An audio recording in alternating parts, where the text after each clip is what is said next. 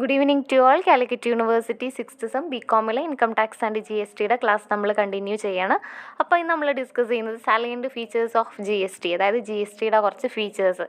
അതായത് ഇതിൻ്റെ ഒരു പ്രത്യേകത എന്താണെന്ന് വെച്ചാൽ, നമുക്ക് GSTന്ന് എന്തെങ്കിലും ഒരു തിയറി ക്വസ്റ്റ്യൻ വന്നു കഴിഞ്ഞാൽ നമുക്ക് ആ ഒരു ക്വസ്റ്റ്യൻ ഒന്നും കൂടെ ആ ഒരു ആൻസർ ഒന്നും കൂടെ വലുതാക്കാൻ വേണ്ടിയിട്ട് ഈ ഫീച്ചേഴ്സ് നമുക്ക് ആഡ് ചെയ്ത് കൊടുക്കാം കേട്ടോ, എല്ലാ ക്വസ്റ്റ്യൻ്റെ കൂടെയും.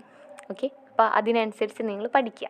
ഇനി അപ്പോൾ ഫസ്റ്റ് പോയിൻ്റാണ്, GST is applicable on supply of goods services. അതായത് ഗുഡ്സിൻ്റെയും സർവീസിൻ്റെയും സപ്ലൈയിൽ നമുക്ക് എന്ത് ആഡ് ചെയ്യാൻ കഴിയും? GST ആഡ് ചെയ്യാം. അതാണ് GST is applicable on supply of goods and services. Okay, അതാണ് ഫസ്റ്റ് പോയിൻറ്റ്. പിന്നെ നെക്സ്റ്റ് പറയുന്നതാണ്, GST is based on the principle of destination based consumption taxation. അതായത് ആരാണോ ഇത് കൺസ്യൂം ചെയ്യുന്നത് അവരാണ് എന്തടക്കേണ്ടത്? ടാക്സ് അടയ്ക്കേണ്ടത്. ഓക്കെ, അതാണ് GST is based on the principle of destination based consumption taxation. പിന്നെ നെക്സ്റ്റ് പറയുന്നതാണ്, it is A dual GST with the central and state. അതായത് രണ്ട് ഡ്യുവൽ GST എന്ന് പറയുമ്പോൾ ഓൾറെഡി നമ്മുടെ നിലവിലുണ്ടായിരുന്നത്, അത് സെൻട്രലും സ്റ്റേറ്റും കൂടെ ഇൻക്ലൂഡ് ചെയ്തിട്ടുള്ളതാണ് എന്ത് പറയുന്നത്? നമ്മുടെ GST എന്ന് പറയുന്നത്. ഓക്കെ, പിന്നെ നെക്സ്റ്റ് പറയുന്നതാണ്, import of goods or services would be treated as inter state supplies. അതായത് രണ്ട് സംസ്ഥാനങ്ങൾ തമ്മിലുള്ള സാധനങ്ങളുടെ എക്സ്പോർട്ട് ഇമ്പോർട്ട് ഉണ്ട്, അതാണ് import of goods or services would be treated as inter state supply എന്നാണ് അതിനറിയുന്നത്. അതായത് രണ്ട് സംസ്ഥാനങ്ങൾ തമ്മിലാണെന്നുണ്ടെങ്കിൽ ഇൻ്റർ സ്റ്റേറ്റ്, അതല്ല ഒരു സംസ്ഥാനത്ത് തന്നെ അങ്ങോട്ടും ഇങ്ങോട്ടാണെന്നുണ്ടെങ്കിൽ ഇൻട്രാ സ്റ്റേറ്റ് സപ്ലൈ. ഓക്കെ, പിന്നെ CGST, SGST, IGST would be levied at rates to be mutually agreed upon by the center and the state. അതായത് നമ്മൾ ഈ പറഞ്ഞ ഇൻ്റർ സ്റ്റേറ്റ് സപ്ലൈ അല്ലാതെ ഇൻട്രാ സ്റ്റേറ്റ് സപ്ലൈ ഉണ്ടാവുമല്ലോ, അതായത് ഒരു സംസ്ഥാനത്ത് നിന്ന് തന്നെ അങ്ങോട്ടും ഇങ്ങോട്ടും ആ ഒരു ഇതിൽ നമ്മൾ രണ്ട് പേർക്കും, അതായത് സെൻട്രലിനും ടാക്സ് അടയ്ക്കണം, സ്റ്റേറ്റിനും ടാക്സ് അടയ്ക്കണം. അപ്പോൾ അതായത് ഇപ്പോൾ ഒരു ടോട്ടൽ ഒരു 10% ആണ് ഒരു പ്രൊഡക്റ്റിൻ്റെ ടാക്സ് എന്നുണ്ടെങ്കിൽ, ടാക്സ് റേറ്റ് പറഞ്ഞിട്ടുള്ളതെന്നുണ്ടെങ്കിൽ അതിൽ 5% സ്റ്റേറ്റിനും ആയിരിക്കും, 5% സെൻട്രലിനും ആയിരിക്കും. അപ്പോൾ ആ ഒരു ടാക്സ് റേറ്റ് എന്ന് പറയുമ്പോൾ അത് മ്യൂച്വലി എഗ്രി ചെയ്തിട്ടുള്ളതാണ്. അതാണ് ആ പറഞ്ഞ പോയിന്റ് കേട്ടോ. CGST, SGST and IGST would be levied at rates to be mutually agreed upon by the central and the state. ഇനി ഇൻ്റർ സ്റ്റേറ്റ് സപ്ലൈ ആണെങ്കിൽ IGST അങ്ങനെയാണ്,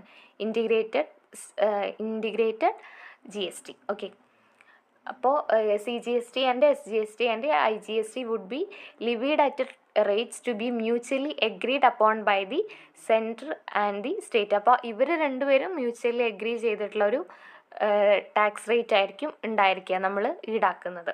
പിന്നെ നെക്സ്റ്റ് പോയിൻ്റാണ്, the rates would be notified on the recommendation of the GST council.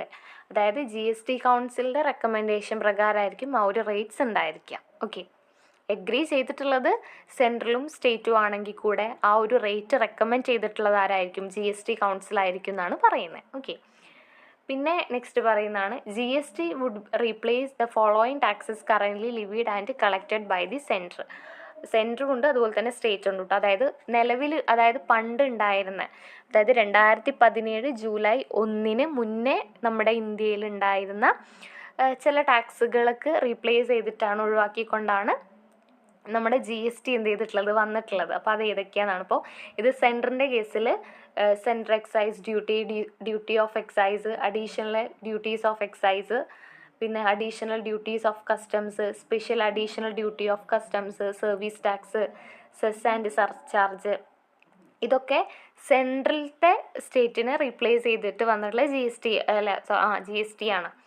പിന്നെ ഇനി സ്റ്റേറ്റിന് പറയുമ്പോൾ state VAT, central sales tax, purchase tax, luxury tax, entry tax, entertainment tax and amusement tax, tax on advertisement, ഇതൊക്കെ state level ടാക്സുകളായിരുന്നു. ഇപ്പോൾ ഇതൊന്നുമില്ല, ഇതിനൊക്കെ ഒഴിവാക്കിക്കൊണ്ടാണ് എന്ത് വരുന്നത്? ഇതിനൊക്കെ റീപ്ലേസ് ചെയ്തിട്ടാണ് നമ്മുടെ GST വരുന്നത്. ഓക്കെ, പിന്നെ നെക്സ്റ്റ് പറയുന്ന ഒരു പോയിൻ്റാണ്, ഇതിൽ 10ാമത്തെ പോയിൻ്റാണ് കേട്ടോ.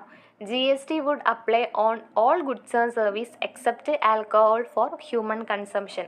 അതായത് ആൽക്കഹോൾ ഉണ്ടല്ലോ, അതിനൊഴികെയുള്ള ബാക്കി എല്ലാ ഗുഡ്സ് ആൻഡ് സർവീസിനും എന്ത് ആപ്ലിക്കബിൾ ആണെന്നാണ് പറയുന്നത്? GST ആപ്ലിക്കബിൾ ആണെന്നാണ് പറയുന്നത്. അതിന് മാത്രമല്ല, ചില പെട്രോളിയം പ്രൊഡക്ട്സിനും എന്തല്ല, GST ആപ്ലിക്കബിൾ അല്ല. അത് നമുക്ക് നെക്സ്റ്റ്, അതുപോലെ തന്നെ ടൊബാക്കോ ഒക്കെ ഉണ്ടല്ലോ, അതിനൊന്നും GST ആപ്ലിക്കബിൾ അല്ല. അപ്പോൾ സാലൈൻഡ് ഫീച്ചേഴ്സ് പറയുമ്പോൾ നിങ്ങൾ ഞാനിപ്പോൾ പറഞ്ഞ ഇത്രയും കാര്യങ്ങളുണ്ടല്ലോ, അതെന്തായാലും എഴുതാം കേട്ടോ. അതായത് GST applicable on supply of goods and സർവീസസിൻ്റെ സപ്ലൈയുടെ കേസിലാണ് നമ്മൾ GST ആപ്ലിക്കബിൾ ആയിട്ടുള്ളത്. അതുപോലെ തന്നെ GST ബേസ് ചെയ്തുള്ള പ്രിൻസിപ്പിൾ എന്ന് പറയുന്നതാണ് destination based on consumption based taxation. പിന്നെ it is dual GST with central and state. പിന്നെ import of goods or services would be treated as inter state supply. അതായത് രണ്ട് സംസ്ഥാനങ്ങൾ തമ്മിലുള്ള സപ്ലൈ ആണെന്നുണ്ടെങ്കിൽ അതിനെയാണ് എന്ത് പറയുന്നത്? ഇൻ്റർ സ്റ്റേറ്റ് സപ്ലൈ എന്ന് പറയുന്നത്. പിന്നെ CGSTയും SGSTയും IGST would be levied at, അവർ മ്യൂച്വലി എഗ്രി ചെയ്തിട്ടുള്ളതായിരിക്കും. പിന്നെ ആ റേറ്റ് റെക്കമെൻഡ് ചെയ്യുന്നത് ആരാണ്? GST കൗൺസിലാണ്. പിന്നെ ഇത്രയും ഞാനത് ഇനി റിപ്പീറ്റ് ചെയ്യുന്നില്ല. ഇപ്പോൾ ഇത്രയും ടാക്സിനെയൊക്കെ റീപ്ലേസ് ചെയ്തിട്ടാണ് നമ്മുടെ GST സെൻട്രലും സ്റ്റേറ്റിലും വരുന്നത്.